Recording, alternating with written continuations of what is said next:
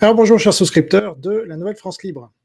Dans le grand débat sur ce qu'on appelle le vaccin anti-Covid et qui divise les pro-vax des anti-vax, comme on dit quand on veut aller vite, il y a une information qu'aucun des deux camps ne parle jamais et qui change pourtant tout. Cette information, la voici, et je suis le seul en France avec les membres de mon équipe à le dire, et ce depuis plus de 2 ans. Les vaccins ARNM sont fabriqués en Chine par une entreprise chinoise qui s'appelle Fosun Pharma. Ces vaccins sont interdits en Chine, mais sont exportés en Occident en portant des marques occidentales bien connues. C'est ce qu'on appelle le rebranding. Donc aujourd'hui, je vais vous parler de Fosun Pharma.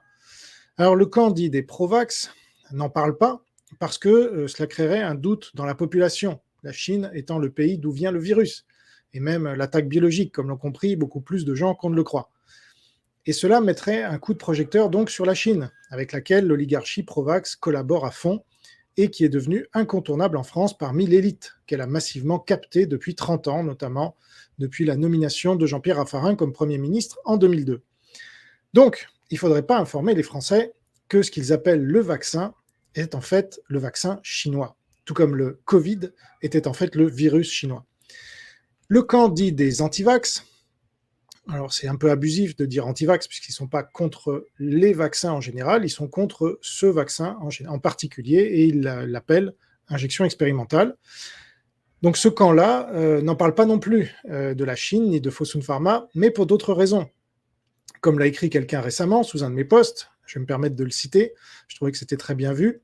La critique de la vaccination forcée était un angle parfait pour fédérer les gens contre l'attitude de l'Occident, pour taper sur les profiteurs corrompus capitalistes de l'Occident, puis leur proposer l'idée que l'Occident est un éternel puits de mensonges. Je trouvais que c'était bien formulé. Et donc, parler du vaccin créé en Chine par une entreprise chinoise, Fosun Pharma, cassait ce storytelling anti-occidental et tout ce qui va avec. Un storytelling qui aide bien les Russes et les Chinois, vous l'admettrez facilement. Et donc, une fois de plus, la Chine est épargnée par les deux camps principaux, oligarchie et opposition contrôlée. Donc la résistance française, donc la Nouvelle France Libre, que j'incarne avec quelques autres, ne cache pas l'éléphant qui est dans le salon parce que ça n'irait pas dans le sens de son idéologie. Nous, on défend la France contre les ennemis communistes qui veulent la tuer, tout comme ils veulent tuer l'Occident. Et donc c'est pourquoi je vais vous parler aujourd'hui de Fosun Pharma. Alors, je vais pas mal illustrer cette vidéo par des... On va aller sur des sites pour vous montrer un peu de quoi je parle et que ça ne relève pas juste de mon imagination. Donc, déjà, fait intéressant, aucune page Wikipédia en français n'est consacrée à Fosun Pharma. Donc, on sait, en tout cas quand on s'est intéressé à mon cas, que, donc là je vais partager, voilà, pour que vous voyez bien. Donc là, quand vous cherchez sur le Wikipédia français, Wikipédia, vous tapez Fosun Pharma, il n'y a pas de résultat. L'article Fosun Pharma n'existe pas sur ce wiki. Ah, comme c'est dommage. Comment ça se fait? C'est un des plus grands Big Pharma mondial. Donc, est-ce qu'il n'y a pas sur Wikipédia en français la fiche de Pfizer, la fiche de Moderna même, qui est une toute petite entreprise par rapport à Fosun Pharma? Eh ben non, à chaque fois, vous avez bien la fiche. Donc là, on va aller sur le wiki anglo-saxon, et là, évidemment, il y a une fiche, parce que les anglo-saxons sont beaucoup moins bouffés par les gauchistes.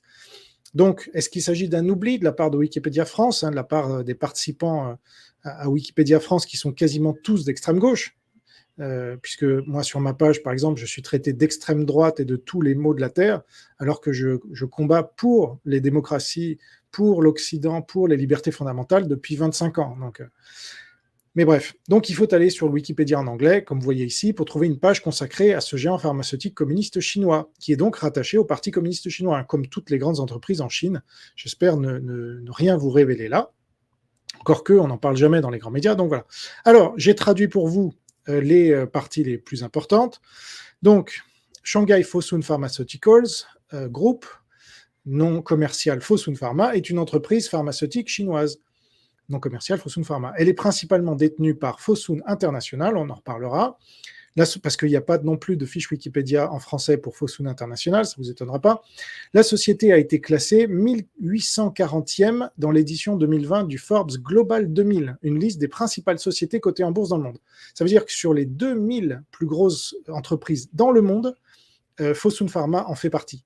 et même pas sa maison mère, qui est mieux classée encore. En 2003, Fosun Pharmaceutical a acquis 49% des parts de Sinopharm Group. Rappelez-vous, le vaccin chinois, c'était le Sinopharm. En 2000, celui que demandaient Raoult, Marine Le Pen et tous les collabos de la Chine. Parce qu'il était, c'est vrai, il n'était pas à ARNM, puisque voilà, ils n'ont pas accepté le ARNM pour eux. Par contre, ils l'ont développé pour l'Occident. Tiens donc, c'est comme TikTok qu'ils interdisent chez eux, puisque c'est Douyin, une version patriotique pour la science, pour le patriotisme, mais ils interdisent TikTok chez eux et ils nous l'exportent évidemment avec tout le truc décadent pour nous détruire et détruire notre jeunesse. Donc là, c'est le même principe à chaque fois. LGBTQ, pareil, c'est interdit chez eux, mais c'est exporté chez nous. Faut quoi ? Et financé par eux chez nous. C'est là où il faut comprendre la stratégie. On est en guerre et c'est une guerre hors limite. Et si vous n'avez pas compris ça, vous n'avez rien compris. Et vous allez dénoncer même les États-Unis, le wokisme, c'est américain. Non, c'est communiste. Et les Américains, ils ne sont pas communistes à la base.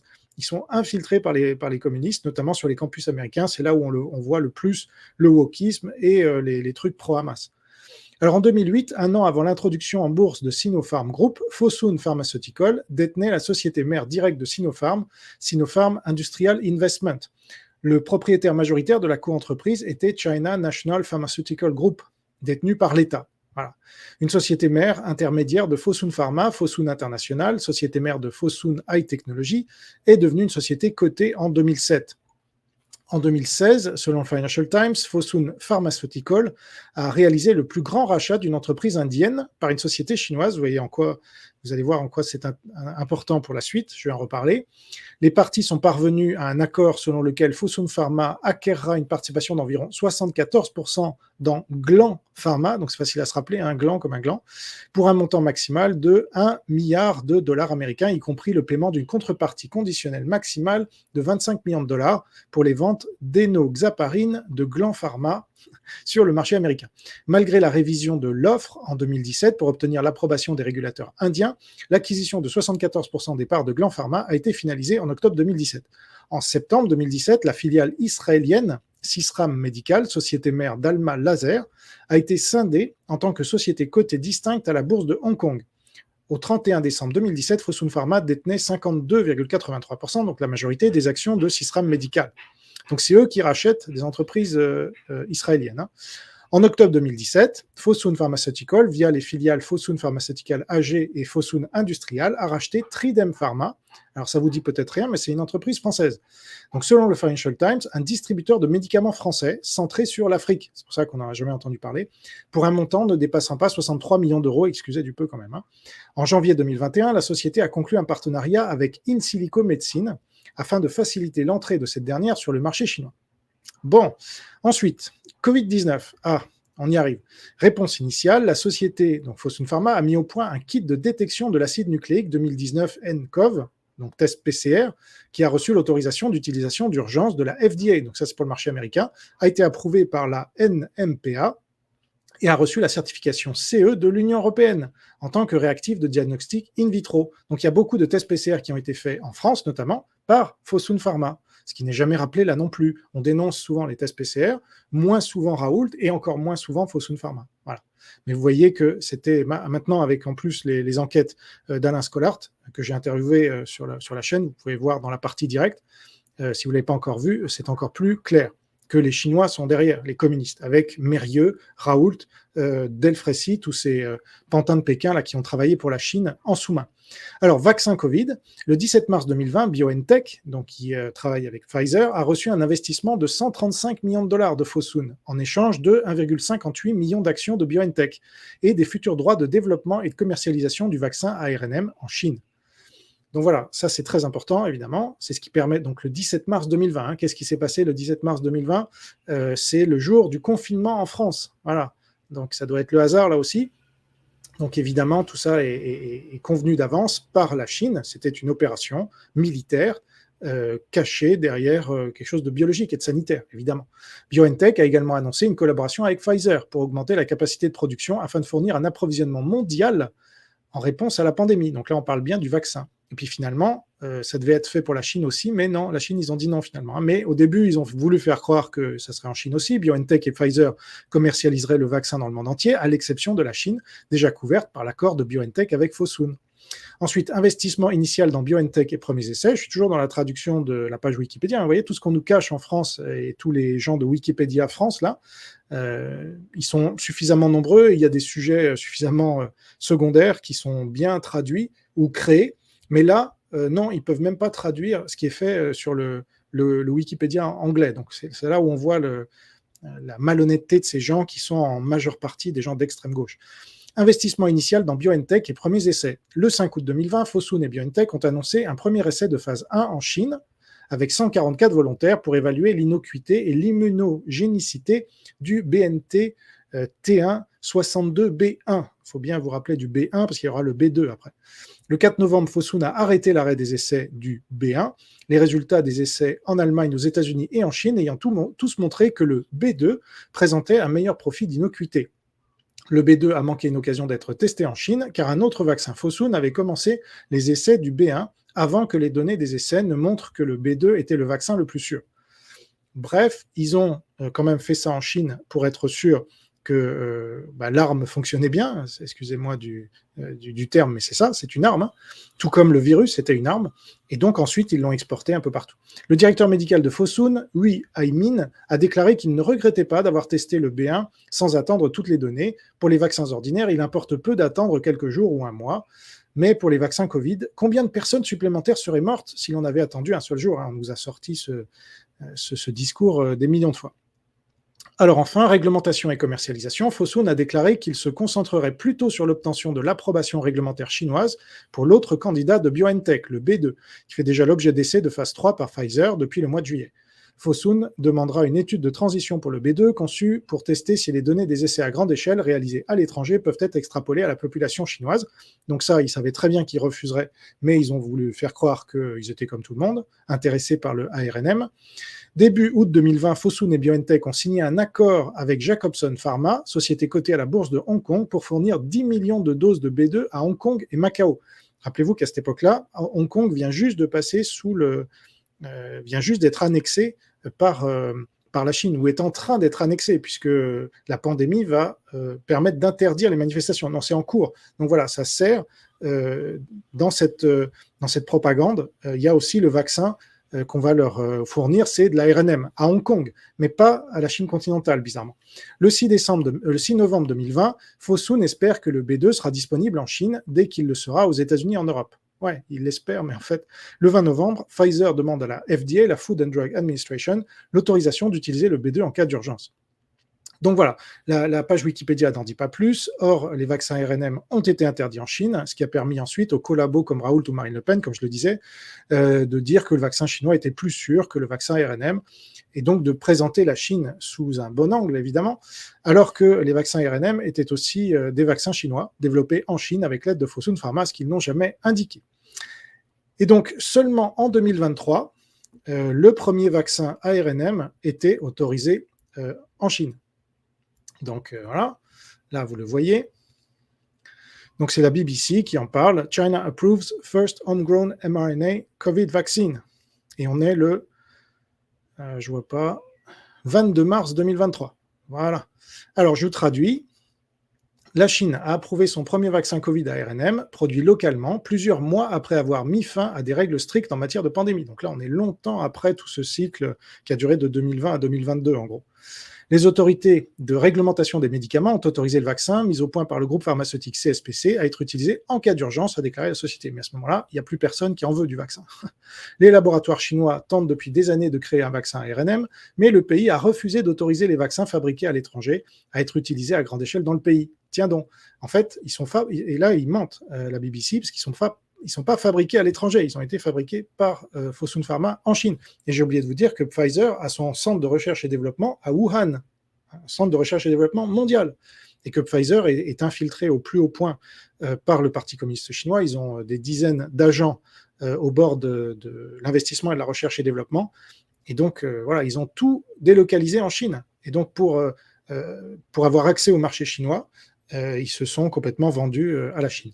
Des études montrent que les vaccins chinois sont moins efficaces que les vaccins ARNM pour prévenir les décès et les maladies graves, mais là, ils ne donnent pas de source. Bon. Et puis, on apprenait récemment, donc c'était vraiment très récemment, hein, le 18 avril 2024, que finalement, l'ARNM n'était toujours pas autorisé en Chine. Voilà. Donc, en fait, c'était du bullshit, une fois de plus. Donc, ils ont comme ça mené les gens en bateau par le bout du nez. China drug makers can't sell mRNA shots, but haven't quit yet. Voilà, ils n'ont pas encore complètement désespéré. Hein. Tu parles. Alors, traduction, les développeurs de vaccins chinois bloqués par des injections d'ARNM Covid inutilisées et des usines de fabrication inopérantes recherchent de nouvelles cibles pour la nouvelle technologie de l'ARN messager, mais ils sont confrontés à un chemin difficile entravé par un manque de revenus. 3 entreprises chinoises, Valvax Biotechnology, ouvrent un nouveau ouais. Donc, ouvrez un nouvel onglet, ça c'est pour. Donc, Valvax Biotechnology, CSPC Pharmaceutical Group et Stermina Therapeutics ont mis au point des vaccins ARNM qui ont obtenu des autorisations d'urgence limitées en Asie. Toutefois, Valvax et CSPC ne fabriquent pas actuellement 3 de leurs vaccins destinés au marché chinois, a déclaré à Reuters un responsable chinois de la santé. Et Stermina, c'est imprononçable, a déclaré en juillet qu'elle avait interrompu les travaux d'une usine de vaccins prévue à Shanghai en invoquant l'absence de demande. Et oui, tout ça c'est terminé, on est déjà dans la phase suivante qui est la phase de passer en économie de guerre.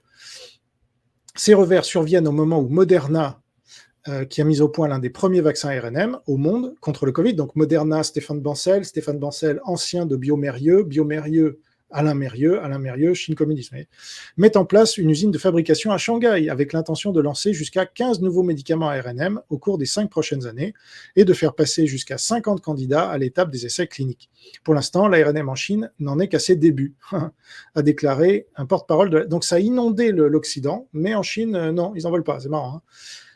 Donc a déclaré un porte-parole de la CSPC, renvoyant les questions sur les projets d'ARNM à une publication sur les médias sociaux, mettant en évidence la demande d'essai clinique d'un candidat vaccin contre le virus respiratoire syncytial, VRS. Valvax a refusé de commenter. Bon. Alors, sur le partenariat BioNTech et Fosun Pharma, voilà, il faut quand même apporter des preuves de tout ce que je raconte. Pour ceux qui ne connaissent pas ce sujet, hein, alors j'en ai parlé déjà il y a longtemps, mais voilà, c'est important. Parce que là, ça revient, on nous ressort. Il y a tous ces groupes qui se sont créés avec les anti-vax, et donc ils sont tous pro-Poutine et du coup pro-Chine, mais ils ne se rendent pas compte que le vaccin a été fait par les Chinois, ARNM, et refusé chez eux. C'est toujours la même idée, c'est qu'ils ne comprennent pas, enfin, il faut leur expliquer longtemps apparemment, que voilà, TikTok, c'est pareil, c'est la même chose, le LGBTQ, c'est pareil, mais eux, ils s'acharnent sur TikTok un peu moins souvent, mais surtout sur le LGBT et les vaccins, sans voir que derrière, c'est la Chine. C'est quand même ça le problème. Donc, exclusive, Fosun and Germany's BioNTech to make vaccine in China. D'accord? Donc là, la BBC mentait bien. C'est bien en Chine que ce vaccin a été fait. Alors, c'est daté de quand, ça? Ah oui, le 30 décembre 2020. Donc là, je vous traduis la partie importante. Donc, exclusive, Fosun et l'entreprise allemande BioNTech vont fabriquer un vaccin en Chine. Donc, Shanghai Fosun Pharmaceutical Group va s'associer au fabricant de vaccins BioNTech pour produire en Chine le vaccin Covid-19 à base d'ARNM de la société allemande, a appris Caixin auprès des personnes au courant de l'affaire. Donc là, rappelez-vous, 30 décembre 2020, on est un an après le lancement de l'attaque biologique du virus, et déjà on anticipe avec le vaccin. Fosun, le partenaire chinois de BioNTech, prévoit de construire une usine de production en Chine avec une capacité de production annuelle de 200 millions de doses de vaccins de BioNTech. Alors, donc, ces doses qui étaient destinées soi-disant au marché chinois, en fait, elles ont été exportées. On déclarait des sources sans donner de calendrier précis pour le projet. L'installation comprendra une ligne de production pour le concentré de vaccins et 2 lignes pour les produits finaux. Dans le cadre de ce partenariat, la production de vaccins BioNTech en Chine commencera par le conditionnement local des vaccins importés et s'étendra ensuite à la préparation et à la production locale de concentrés de vaccins.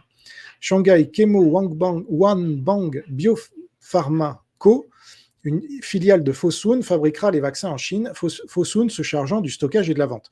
Les vaccins mis au point par BioNTech et le fabricant américain de médicaments Pfizer ont été approuvés ce mois-ci par les autorités de réglementation du Royaume-Uni, des États-Unis, du Canada et de l'Union européenne pour devenir le premier vaccin occidental contre le coronavirus à être mis à la disposition du public. Vous voyez? Donc c'est bien ça, c'est bien ce que je dis, et donc ça c'est repris nulle part, c'est quand même dingue. Bon. Et même quand vous leur dites, ils vous disent non, non, c'est Pfizer. C'est-à-dire ils sont complètement bouchés à l'idée que la Chine communiste veulent les tuer. Et ils sont persuadés que c'est les Américains qui veulent les tuer. C'est incroyable, alors que les Américains nous donnent des libertés avec Internet et ils utilisent Internet toute la journée pour cracher sur les États-Unis. Bon, vous connaissez l'histoire. Alors, en 2017, le chinois Fosun Pharma donc s'emparait, comme on l'a vu, du spécialiste français de la distribution pharmaceutique Tridem pour la modique somme de 63 millions d'euros. Donc là aussi, je vous montre. C'était paru notamment dans Usine Nouvelle. Le chinois Fosun s'empare du spécialiste français. Le groupe pharmaceutique chinois Shanghai Fosun Pharmaceutical a annoncé lundi 30 octobre l'acquisition du distributeur français Tridem Pharma pour 63 millions d'euros afin d'accroître ses parts de marché en Europe et en Afrique. Hein, donc ça ressemble à ça, vous voyez. Et dans un communiqué, donc, Multicroissance, le fonds, etc. Transaction 63 millions d'euros. Créé en 86, Tridem est une société de distribution de produits pharmaceutiques en Afrique francophone. Donc, c'était un de nos outils d'influence, qu'on le veuille ou non, en Afrique. Donc, ça, ils ont racheté aussi parce qu'ils s'attaquent aux positions de la France en Afrique. Ça en fait partie. La société couvre 21 pays, emploie 600 collaborateurs. Et je peux vous dire qu'il y a là-dedans, dans ces 600, il y a des agents. Ou en tout cas, il y avait des agents. Alors peut-être ils sont restés et maintenant ils ont un rôle de détecter, mais peut-être ils ont été identifiés par les Chinois, ils ont été virés. En tout cas, c'est comme ça qu'on mène des opérations d'influence. C'est par des agents qui ont des couvertures. Et ça, c'était une couverture idéale, évidemment.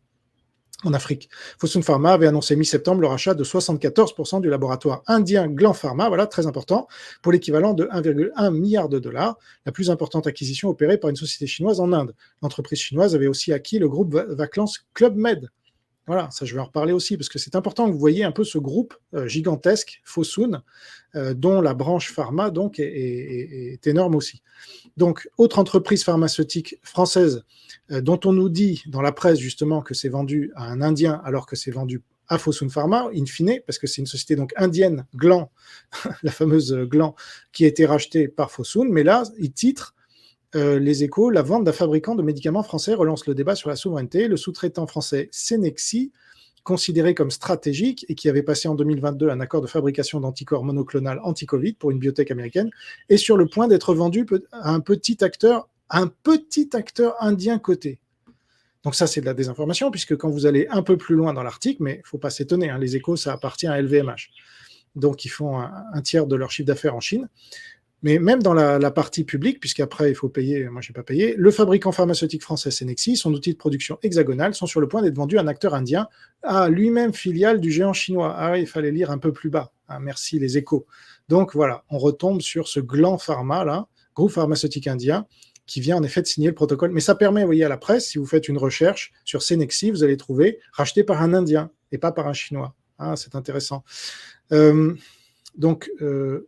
Pour une valeur d'entreprise de 230 millions d'euros. On a laissé faire ça, évidemment, puisqu'on se laisse piller par les Chinois. Le projet de transaction, mais vous allez voir, ça va plus loin, c'est-à-dire qu'on les finance pour qu'ils nous pillent. C'est un peu comme l'AFP qu'on finance pour qu'ils nous censurent. C'est la même logique de taré. Le projet de transaction reste conditionné à des autorisations réglementaires, en particulier l'accord de Bercy, ils l'ont donné, vous inquiétez pas, chargé du contrôle des investissements étrangers, tu parles. Stratégique, Cenexi-Sisley. C'est un industriel spécialiste des produits pharmaceutiques stériles liquides, comptant 1372 employés, dont 1252 dans ses 4 sites de production, 3 en France et 1 en Belgique. Il a notamment noué il y a 1 an un accord avec la biotech américaine Humanigen pour fabriquer sur son site d'Hérouville un anticorps monoclonal, comme on l'a vu. Bon, donc vous voyez, c'était une pépite française, et c'est pas la seule. On s'est fait dépouiller. Voilà.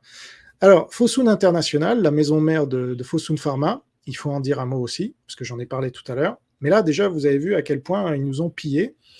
Alors, donc là, pareil, pas de page Wikipédia en français, donc traduction de la page anglo-saxonne. En mars 2020, la société acquiert une participation de 55,4% dans la marque de bijoux française Jula. Voilà, donc ça aussi, ils nous ont racheté. Et parce qu'ils interdisent, rappelez-vous, ou si vous ne le savez pas, ils interdisent aux pays étrangers de leur racheter des entreprises, évidemment. Vous êtes obligé de créer une joint venture avec eux, 50-50, et vous avez des agents du Parti communiste chinois au board de direction. Comme ça, ils connaissent tous des secrets, management, technologie, évidemment, etc. Et signe en juillet 2020 un accord avec un groupe de joaillerie italienne haut de gamme pour développer les marques Damiani et Salvini, rien à voir avec le ministre. En août 2020, la société achète une participation de 30% dans Jinhui Liqueur, ça je ne sais pas qui c'est, pour 262 millions de dollars, donc ils ont plein d'argent, hein. En 2022, après avoir été sévèrement touché par les effets de la pandémie et les politiques de confinement extrême de la Chine, le conglomérat basé à Shanghai a cédé bon nombre de ses actifs clés pour éviter de se retrouver en défaut de paiement sur ses dettes à court terme. Donc, ce qui est logique. En octobre 2022, Fosun a annoncé qu'il vendrait jusqu'à 11 milliards de dollars d'actifs au cours des 12 prochains mois dans le cadre de ses efforts pour renforcer à la fois son bilan et la confiance des investisseurs. Malheureusement, ils n'ont pas vendu des actifs français.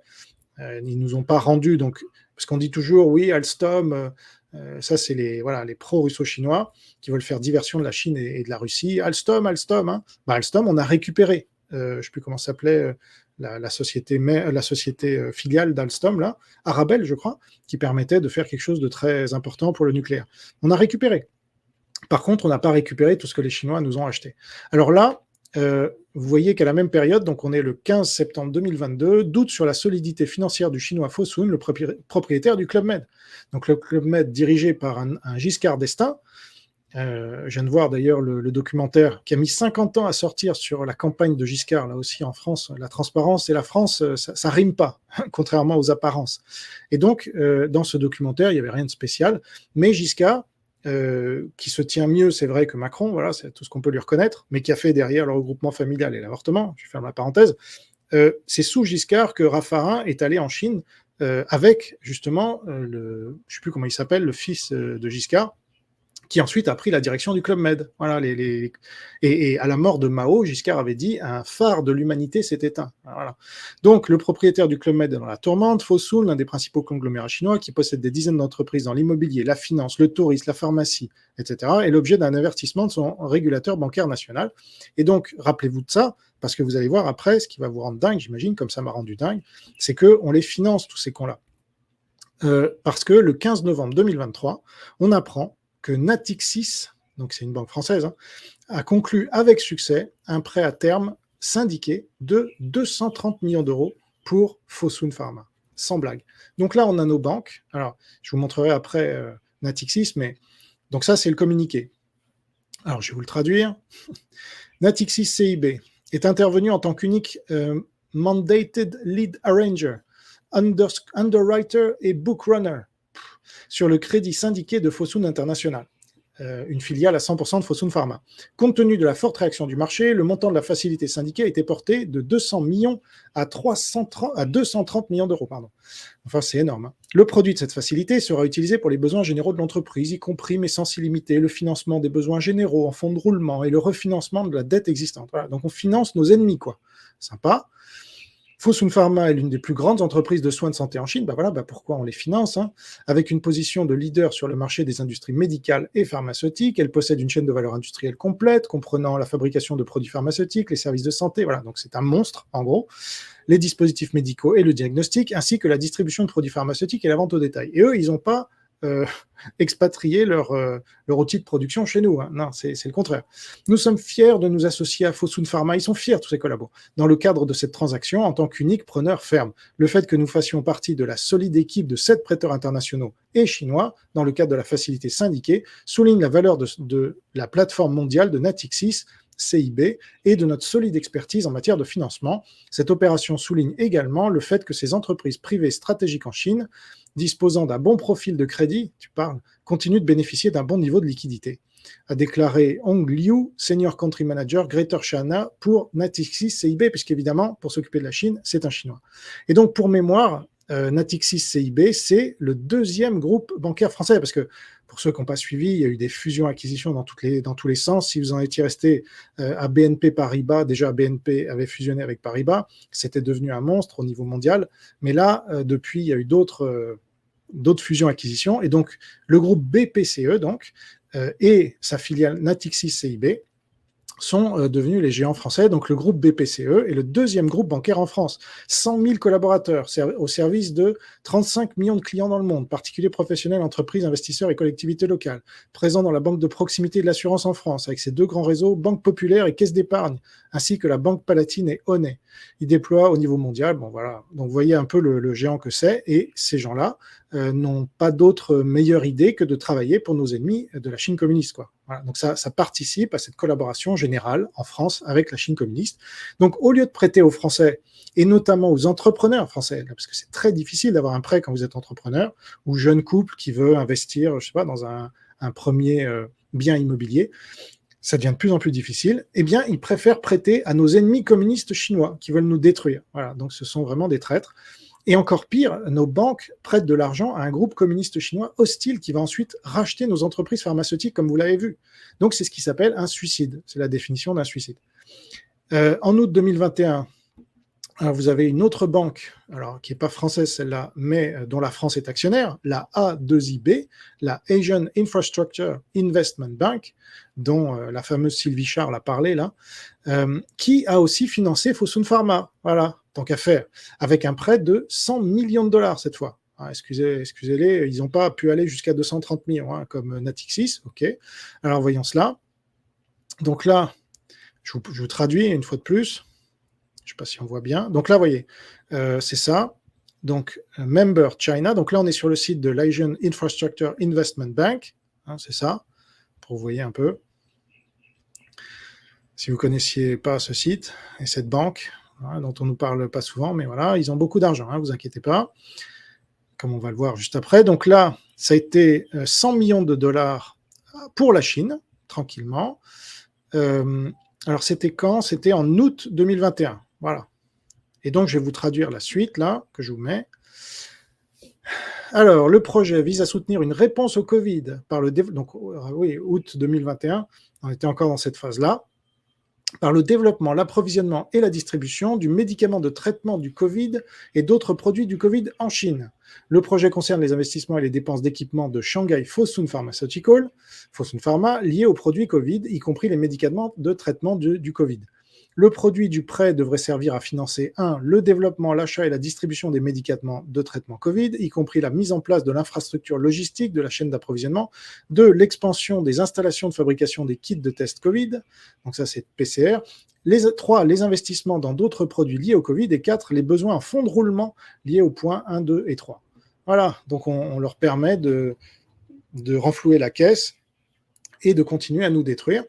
Donc, voici l'évaluation de la dotation de la France à la Banque asiatique d'investissement pour les infrastructures. Donc, c'est une commande du ministère des Finances et de l'Industrie, donc qui est tout puissant en France. Pardon, ça s'appelle maintenant ministère de l'Économie, des Finances et de la Souveraineté industrielle et numérique. Tu parles.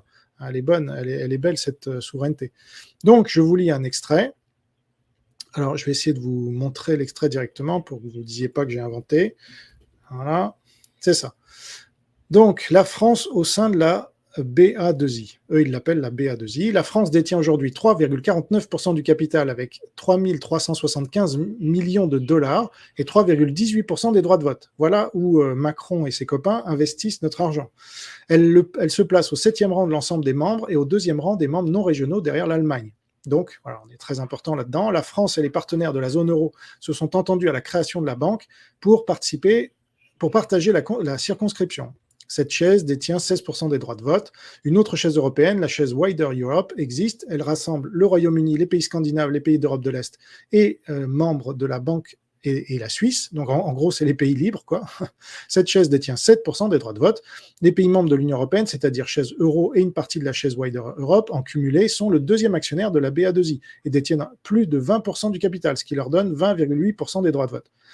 La France est devenue officiellement membre fondateur de la BA2I en 2016. Elle a franchi le pas en même temps que l'Allemagne et l'Italie, donc 2 pays collabos de la Chine, à la suite de la décision du Royaume-Uni d'y participer. La principale motivation de la France, lorsqu'elle a rejoint la banque, était qu'il valait mieux pour elle, comme pour les grands pays européens, Allemagne et Italie en particulier, être présente aux négociations pour s'assurer que la banque respecterait des standards élevés dans des domaines importants comme les normes environnementales et sociales. Ah, très important. Par ailleurs, que les membres non régionaux puissent jouer un rôle véritable dans la gouvernance de la banque.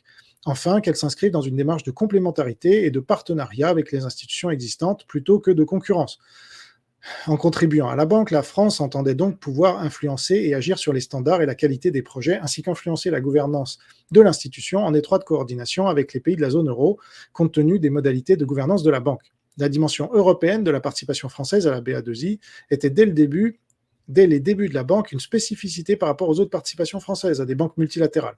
Alors, on avait vu la Bird, rappelez-vous, j'ai fait toute une vidéo là-dessus, je vous y renvoie si vous ne l'avez pas vu, c'est maintenant dans les archives, où les communistes, donc Attali, socialo-communistes si on veut, Attali, Mitterrand et Delors avaient créé cette banque. Le développement de cette approche européenne était et reste un des objectifs recherchés de la France. Donc la France se dilue dans un machin européen, car elle est un moyen d'exercer son influence et faire effet de levier à partir d'un pourcentage réduit de participation au capital de la banque. Tu parles. Mais voilà, donc pour vous sachiez un peu. Et c'est pas fini. Alors, il y avait un autre extrait. L'ensemble des interlocuteurs souligne le tour de force de ces réalisations en si peu de temps. La BA2I a commencé, et à travers elle la Chine, à asseoir sa légitimité dans le système multilatéral et à apprendre le fonctionnement des banques de développement. Le soin pris à ne pas croiser financement BA2I et BRI, donc c'est Belt and Road Initiative, les nouvelles routes de la soie, puisque soi-disant officiellement on n'en fait pas partie, mais on envoie quand même Raffarin en 2017. Dès que Macron est élu, c'est les premières choses qu'il fait. Il envoie Raffarin, qui n'est pourtant pas un ministre ou un membre du gouvernement, représenter la France avec Xi Jinping, Poutine, Orban, Erdogan, tous les dictateurs y sont ou presque. Marque jusqu'à présent le souhait de la Chine de ne tirer que des avantages très indirects de cette banque, mais enfin des avantages quand même. Donc c'est une banque pour les intérêts de la Chine et nous on y participe, c'est super. Il y a donc une forme d'équilibre jusqu'à présent. Voilà. C'est ce que dit ce rapport nul fait par des gens qui sont des collabos comme d'habitude. Et alors, sans oublier, parce que tant qu'on y est, on peut rappeler aussi, comme l'a fait Sylvie Charles, là, elle a raison de le rappeler, que l'Association française pour le développement, je crois que c'est ça que ça veut dire, AFD, l'Agence française de développement, pardon, finance la Chine. Ah voilà, magnifique, puisque la Chine est considérée encore comme un pays du tiers-monde, figurez-vous. Bah oui, c'est la deuxième puissance mondiale, mais ils ont un statut spécial. Donc voilà, situé en Asie de l'Est, la Chine est le pays le plus peuplé du monde, 1,4 milliard d'habitants. C'est également un immense territoire doté d'un patrimoine naturel culturel. Depuis 2004, l'AFD intervient dans le cadre d'un partenariat avec les autorités chinoises pour développer des actions de coopération en matière de développement durable et de lutte contre le changement climatique. C'est le pays qui pollue le plus, qui produit des usines à charbon à la pelle. Mais comme ils utilisent les Ouïghours en plus pour produire, enfin c'est hallucinant. Quand on ajoute tout, vous avez des collabos en France qui, encore Marie Toussaint, là, l'écolo, qui a osé dire pendant le débat récent que j'ai vu, mais en accéléré franchement, mais j'ai entendu cette nulle dire « Ah mais la Chine quand même, ils investissent beaucoup dans les énergies renouvelables ». Et d'autres sur le plateau, d'autres candidats donc, lui ont dit « Non mais vous êtes bêtes ou quoi, c'est ceux qui polluent le plus au monde ». Et puis qui utilisent, alors ça ils n'ont pas rappelé, mais qui utilisent les Ouïghours pour faire ces panneaux solaires notamment. Les projets financés par l'AFD permettent de mobiliser l'expertise et les savoir-faire français au service de la transition de la Chine vers une économie sobre en carbone et respectueuse de l'environnement. Tu parles. Ils sont là pour nous détruire notre économie, notre industrie, nous faire passer à leur transition écologique merdique, alors que eux sont à fond au charbon, mais ils nous inondent de leurs produits faits avec le travail forcé et on accepte parce qu'on se soumet comme des merdes. Et regardez ce que ça représente. Donc, 1,8 milliard d'euros, s'il vous plaît, engagés, en fait, donnés, tu parles, engagés, donnés depuis 2004. Donc, la dernière année, c'était 165 millions d'euros. Donc voilà, on est dans ces proportions-là. Bon, ça a même augmenté, à mon avis, puisque si on n'est qu'à 1,8 milliard, parce que si on multiplie 165 par 10, déjà, on est quasiment à 1,8 milliard. Donc, ça augmente, et voilà. Près de 100% de ces projets ont un impact positif sur le climat, on s'en fout pas mal. Et en France, pendant ce temps-là, on peut crever, il n'y a pas de problème. Donc voilà, ça c'est la France, donc c'est du racket. L'État français, déjà, nous raquette, nous Français, avec les taux d'imposition parmi les plus hauts au monde, mais la Chine raquette l'État français, figurez-vous. Et donc, nous raquette aussi, indirectement, mais enfin, ça revient au même. Mais c'est pas fini, puisque le 30 avril dernier, là, il y a quelques jours, donc juste avant la visite de Xi Jinping en France, Villeroy de Galhau, vous avez certainement jamais entendu parler, mais c'est le gouverneur de la Banque de France, eh bien il était en Chine, voilà. Et alors pour défendre nos intérêts, à votre avis? Ben non, là aussi, c'était pour se courber, faire des jolies petites courbettes devant la Chine. Donc là, vous avez le communiqué de la National Financial Regulatory Administration, un truc chinois, comme vous le voyez bien là. Et donc, je vais vous traduire. Donc, est-ce qu'on le voit, ce gouverneur? On ne le voit même pas, il apparaît même pas sur la photo, mais il est bien cité, ministre Li Yunze et François Villeroy de Galhau, vous voyez.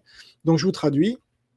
Le gouverneur Galhau a déclaré que cette table ronde était une préparation aux prochains échanges de haut niveau entre les deux pays, puisque Xi Jinping arrivait sous peu en France, et qu'elle constitue également une plateforme pour promouvoir la mise en œuvre des résultats spécifiques de la coopération financière entre les deux parties. Les institutions financières françaises sont optimistes quant au marché chinois et espèrent fournir des services, j'allais dire des renseignements, mais c'est un peu ça, des services professionnels dans les domaines du financement transfrontalier, de la gestion d'actifs, de l'assurance agricole et d'autres domaines. Bah oui, tant qu'à faire, collaborons à fond aussi dans la banque. On collabore déjà dans tous les autres domaines, donc il restait la banque. Les régulateurs financiers français et chinois ont toujours maintenu une bonne coopération, voilà, et se sont engagés à créer un environnement réglementaire favorable au développement des institutions financières des deux côtés. N'en jetez plus. Donc franchement, qu'est-ce que vous voulez que je vous dise? Donc là, on est parti de Fosun Pharma et on est finalement resté dans le sujet, puisque on a vraiment une élite française collaborationniste. Là, je crois que c'est Gaël Giraud, je crois que il s'appelle, qui l'avait dit sur Thinkerview. On était encore en 2020 et les gens disaient mais qu'est-ce qu'il raconte celui-là? Sur Thinkerview, en plus, un site pro-russo-chinois. Mais il l'a bien dit, alors c'est sûr, l'animateur lui a vite fait changer de sujet, parce que, oh là là, trop touchy, c'était pas un sujet qu'il voulait aborder, mais il y est quand même allé, et du coup, oui, c'était peu de le dire d'ailleurs. Et aujourd'hui, un Raffarin dit, mais moi, je n'ai pas de participation dans des sociétés chinoises. Voilà, donc je ne collabore pas. Donc vous voyez, il y a un discours là qui est en train de changer. On voit l'oligarchie qui retourne sa veste, comme je l'avais prédit, en voyant que la France China Foundation a été mise en sommeil et que maintenant c'est la France India Foundation qui va prendre le relais. Donc on va faire maintenant ce qu'on faisait avec la Chine, maintenant on va le faire avec l'Inde, qui est le mouvement général de l'Occident, puisque on finit par découpler de cette Chine de malheur pour aller vers l'Inde, qui est beaucoup moins, il faut rester un peu méfiant, parce qu'elle a encore des liens, elle est très infiltrée. Rappelez-vous déjà Besmenov, cet ancien du KGB, qui était agent du KGB en Inde. Donc l'Inde est très infiltrée par le KGB, et donc son successeur, le FSB. Et ils ont beaucoup de liens avec la Russie. Enfin bref, tout ça on sait, Golitsyn nous en a bien parlé aussi. Donc il faut rester méfiant vis-à-vis de l'Inde, mais ça n'a rien à voir avec la Chine. Évidemment, là on change on passe d'un ennemi mortel, la Chine, à l'Inde, qui est un futur partenaire, j'espère. On leur vend déjà pas mal d'armes, et j'espère qu'ils vont sortir des BRICS, parce qu'ils ont tellement de bisbilles avec la Chine et le Pakistan, allié de la Chine, et puis maintenant la Russie. Enfin, il y a toutes les histoires, là, je viens d'en parler dans ma vidéo, donc j'y reviens pas, sur tout ce pétrole qu'ils ont pu acheter à bas coût, sans jeu de mots, je ne parle pas de l'Azerbaïdjan, mais à bas prix, et qu'ils n'ont pas à payer, finalement, les Russes vont devoir investir cet argent en Inde. Donc ça, c'était bien joué. Et donc l'Inde, là aussi, c'est des énormes paquebots comme la Chine. Donc la Chine est en train de se mettre en économie de guerre contre l'Occident, et l'Inde est en train de se mettre en économie de guerre, mais un peu moins rapidement, mais du côté occidental. Et donc c'est une question de temps. Et c'est comme ça que l'oligarchie française retourne sa veste. Et maintenant, il commence à dire, écoutez, Claude Maluret, proche de Raffarin, proche d'Édouard Philippe, donc il n'y a pas plus collabo de la Chine communiste, c'était eux qui étaient à la tête, qui ont créé la France China Foundation et tous ces young leaders et tout ça. Maintenant, ils disent, là, TikTok, on l'a interdit parce que franchement, ça va trop loin. Vous voyez, donc c'est les mêmes. Et ça, on pouvait l'anticiper. Je l'ai anticipé d'ailleurs. Mais c'est tellement gros. Est-ce que ça va passer? Je veux dire, un gars comme Raffarin, comment est-ce que ça pourra passer, franchement? Mais il commence à dire non, mais moi, j'ai pas de participation dans les sociétés chinoises. Donc regardez, j'ai rien à voir avec ce régime presque. Ah ouais, t'as pas été décoré de la médaille de l'amitié du Parti communiste chinois. Enfin, si on commence à faire toute la litanie de tout ce qu'il a fait, après Fabius, qui est le Raffarin de gauche, pareil, après Villepin, après Védré, et ils sont tous mouillés jusque-là, et puis Macron, le maoïste, évidemment. Donc, c'est des rois de la prestidigitation et du retournement de veste. Donc, ils vont jouer ce jeu là dans les mois et les années qui viennent. Au fur et à mesure que la Chine va rentrer dans la guerre officiellement, ils vont dire, ah ben nous, en fait, comme ils ont fait avec Poutine, ah ben nous, en fait, la Chine, maintenant, ça va trop loin, on essayait, on négociait, mais finalement, ça n'a pas marché, mais on a bien fait d'essayer quand même. Ça, c'est leur discours qui tiennent aujourd'hui sur Poutine, encore aujourd'hui. Donc, voilà, ils vont nous la faire, et ils vont vouloir s'en tirer comme ça. Non, non, non, on ne va pas les laisser faire. On va se faire un malin plaisir de leur rappeler leurs faits de collaboration, toutes leurs déclarations hallucinantes pro-communistes chinoises, leur infiltration, leur collaboration, leur subversion, leur compromission. On va rien rater, mais Après, voilà, c'est aux gens de décider, parce que tous ces dirigeants politiques là qui défilent devant nous pour les élections européennes ou d'autres élections, ils ont collaboré de la même manière. Il n'y en a pas un pour rattraper l'autre. À un moment, j'avais pensé que ça aurait pu être Zemmour, puisqu'il me l'avait dit en privé. Et puis finalement, il a pris Caroline Galacteros comme conseillère diplomatique, donc une ultra pro-russo-chinoise. Donc non, c'était pas Zemmour, et c'était personne en fait. Alors qu'il y avait un boulevard. C'était au moment de la pandémie venant de Chine, enfin, l'opposition normalement, mais comme Zemmour était financé par l'oligarchie, c'était plus dur, évidemment, puisque c'est une opposition contrôlée. Et le gars est intrinsèquement anti-occidental, anti-américain, anti-protestant. C'est un Soral anti-islam. Et donc, il a toujours été du côté des Russo-Chinois. Il a dit qu'il fallait un Poutine français, etc. Bon. Donc là, évidemment, la Russie étant l'allié stratégique de la Chine, ils se retrouvent de ce côté-là.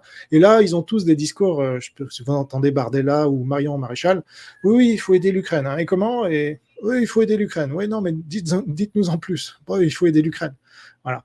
Et vous avez toujours Mariani, qui est, je crois, numéro 7 ou numéro 8 sur la liste du RN. Un peu comme Rima Hassan est la numéro 7 sur la liste de LFI. Donc là, les masques tombent. Vous avez beau tenir un discours en Bardella, oui, il faut aider l'Ukraine. En fait, si vous gardez Mariani en position éligible, hein, parce qu'eux, ils auront plein de députés, donc c'est sûr que numéro 7, c'est éligible. LFI, peut-être pas. Position numéro 7, c'est peut-être pas éligible, vu qu'ils sont à 7%. Donc, à mon avis, ils auront 3 ou 4 députés. En gros, pour avoir, par exemple, les Verts avaient eu 13 députés avec 13,5% la dernière fois. Donc là, ils en auront beaucoup moins. Et il faut avoir 5% pour avoir minimum un député. Donc mon espoir, c'était que Reconquête, par exemple, n'ait pas de, n'ait pas de député, comme ça on n'entendrait plus parler. Mais de toute façon, ça ne changera pas grand-chose. En tout cas, voilà, j'espère que ça vous aura intéressé tout ça. J'arrive à mes 45 minutes. Donc je vous laisse. N'hésitez pas à me dire ce que vous en avez pensé dans les commentaires. Mais c'est des choses qu'on n'entend jamais nulle part. Et c'est bien triste, mais vous voyez l'ampleur de la propagande. Portez-vous bien, gardez la foi. Vive le Christ Sauveur, Nouvelle France libre et la vraie droite. Salut.